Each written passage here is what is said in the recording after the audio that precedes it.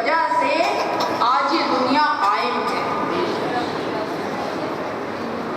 یہ وہ ہستی ہیں کہ جن کی وجہ سے آج اتنی ظلم و بربریت کے عالم میں ہم اپنا وجود قائم رکھے ہوئے ہیں۔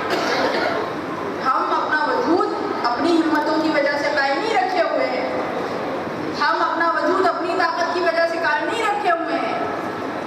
یہ ان کا معجزہ ہے کہ آج ان کے چاہنے والے اتنی ظلم و زیادتی کے دور میں بھی سانس لے رہے ہیں۔ یہ ان کا معجزہ ہے۔ تو دیکھیے، آپ کو آج میں نے وہ نسخہ بھی دے دیا کہ یہ نسخہ اگر آپ اپنی زندگیوں میں شامل رکھیں۔ نسخہ کہاں سے دیا؟ اپنے پاس سے لے کے نہیں آئی، اپنی عقل سے عکس نہیں کیا۔ قرآن کا نسخہ، قرآن کا نسخہ، اور سمجھایا کس نے؟ سامت قرآن کا نسخہ ناطق قرآن نے سمجھایا۔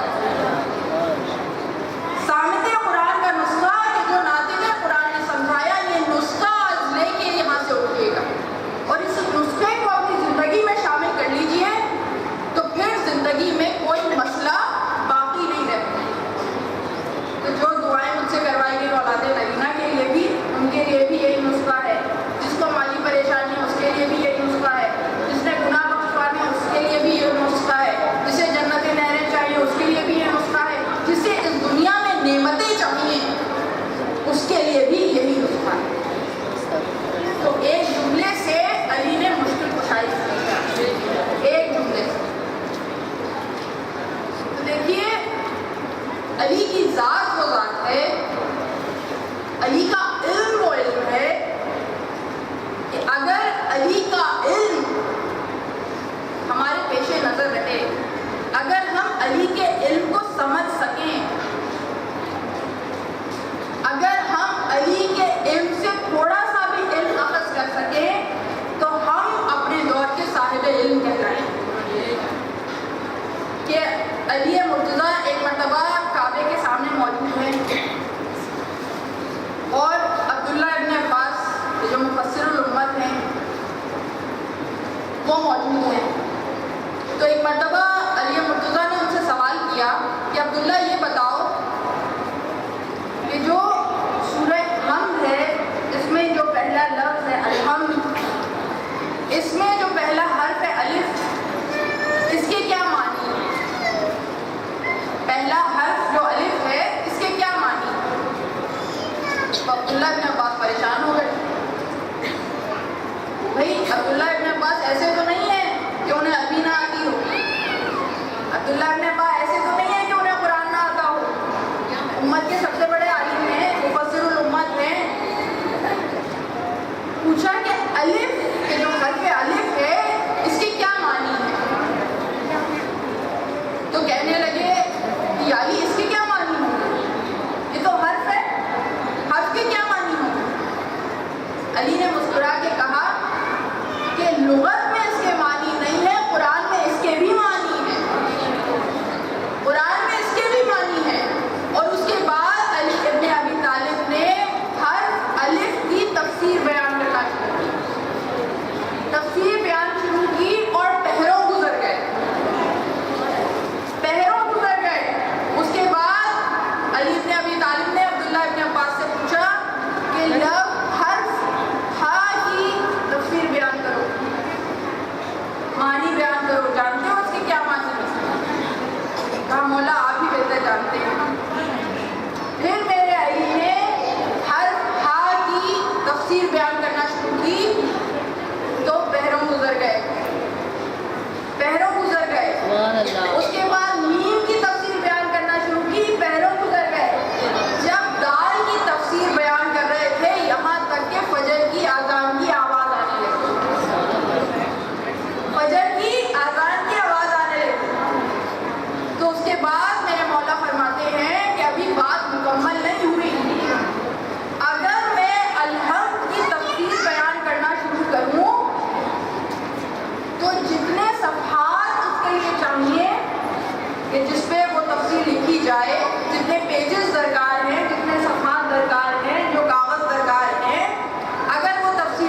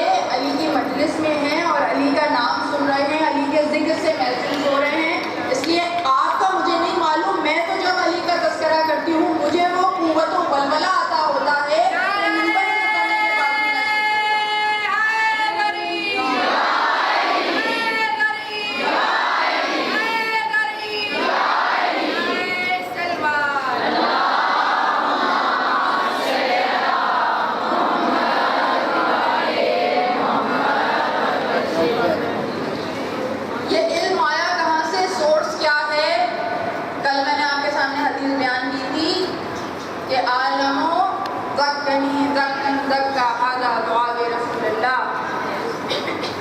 یہ علم کہاں سے آیا؟ کہ رسول سے منتقل ہوا. اور یہ کب تھا؟ ولادت کے وقت، علی کی ولادت کے وقت یہ علم آیا.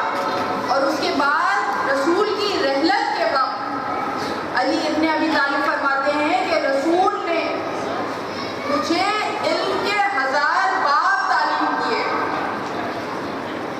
علم کے 1000 باب تعلیم کیے، اور اس ہر باب سے میں نے علم کے 1000 در اور نکال لیے.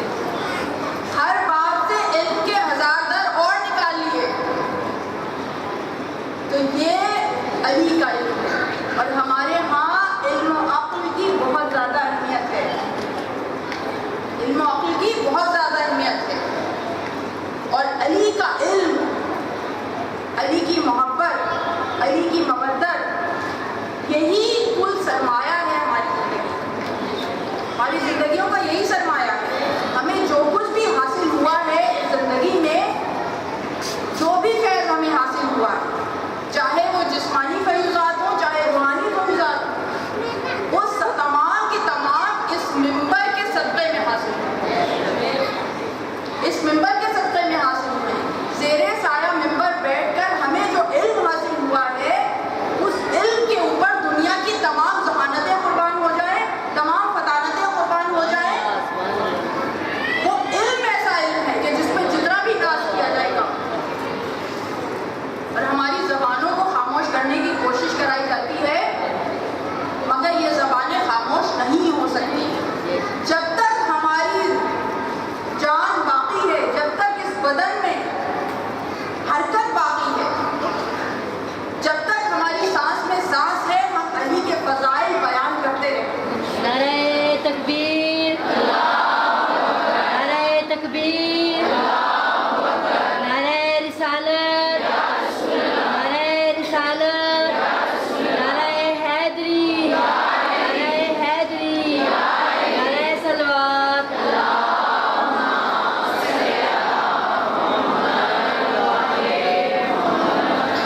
یہ زباں کاٹ دو، جسم و جاں کاٹ دو. یہ زباں کاٹ دو، جسم و جاں کاٹ دو، ملت مرتضیٰ کی سزا دو مجھے. یہ زباں